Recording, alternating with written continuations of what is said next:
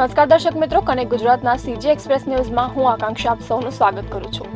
નજર કરીએ દેશ, દુનિયા અને રાજ્યની તમામ ખબરો ઉપર.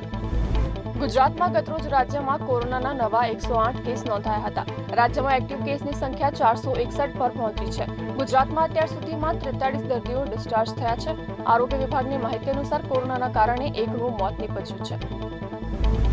કેરળથી નીકળી મુંબઈથી ચોમાસું આગળ ધપવાના બદલે ત્યાં અટકી જતા અને નવી કોઈ સિસ્ટમ સક્રિય નહીં બનતા સુરત શહેર સહિત દક્ષિણ ગુજરાતમાં ચોમાસા માટે પખવાડિયાની રાહ જોવી પડશે.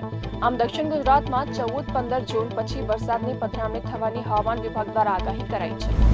પીજીવીસીએલની મેન્ટેનન્સની કામગીરીના ભાગરૂપે પાલિતાણા શહેરના દરબારગઢ, આદિનાથ અને વૃંદાવન ફીડર હેઠળના 30થી વધારે વિસ્તારોમાં આવતીકાલથી 3 દિવસ સુધી અલગ અલગ દિવસે વીજ કાપ લાદવામાં આવ્યો છે. કામગીરી પૂર્ણ થતાં વીજ પુરવઠો પુનઃ શરૂ કરી દેવામાં આવશે.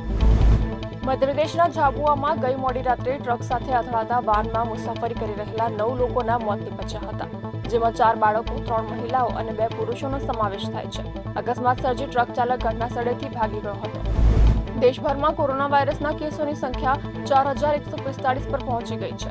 આ કેસ 28 રાજ્યો અને કેન્દ્રશાસિત પ્રદેશોમાંથી નોંધાયા છે. કેરળમાં સૌથી વધુ એક્ટિવ કેસ નોંધાયા છે. જાન્યુઆરીથી અત્યાર સુધીમાં કોરોનાના નવા વેરિયન્ટને કારણે દેશમાં 38 લોકોના મોત થયા છે. ભારે વરસાદ પછી મણિપુરમાં આવેલા પૂરથી 1.64 લાખ લોકો અસરગ્રસ્ત થયા છે. રાજ્યમાં 35,000થી વધુ ઘરોને નુકસાન થયું છે. લગભગ 4,000 લોકોને બચાવી લેવામાં આવ્યા છે. છેલ્લા 4 દિવસમાં 100થી વધુ ભૂસ્ખલનની ઘટનાઓ બની છે. ન્યૂઝીલેન્ડના સાંસદ લોરા મેકલ્યુરે સાંસદમાં પોતાનો એક એઆઈ જનરેટેડ નગ્ન ફોટો બતાવ્યો. તેમનો હેતુ લોકોને જણાવવાનો હતો કે આવી નકલી તસવીર બનાવવી કેટલી સરળ છે અને એ કેટલું ખતરનાક હોઈ શકે છે. તેમણે ડીપફેક અને એઆઈને નિયંત્રિત કરવા માટે કાયદો બનાવવાની માંગ કરી છે. પાકિસ્તાનની રાજધાની ઇસ્લામાબાદના સોશિયલ મીડિયા ઇન્ફ્લુએન્સર સના યુસુફની તેના જ ઘરમાં ગોળી મારીને હત્યા કરવામાં આવી હતી. આ હત્યા ઇસ્લામાબાદના G13 વિસ્તારમાં થઈ હતી. ગોળીબાર કર્યા પછી હુમલાખોર ભાગી ગયો હતો. કરણ જોહરે કાર્તિક આર્યનની મુખ્ય ભૂમિકા ધરાવતી ફિલ્મમાં હિરોઈન તરીકે ફરી અનન્યા પાંડેને તક આપતા ફિલ્મ ચાહકો રોષે ભરાયા છે. સિલેક્ટેડ નેપો કિડ્સને જ ફિલ્મોમાં કાસ્ટ કરવા માટે બદનામ કરણ જોહરે ફરી અનન્યા પર પસંદગી ઉતારી છે.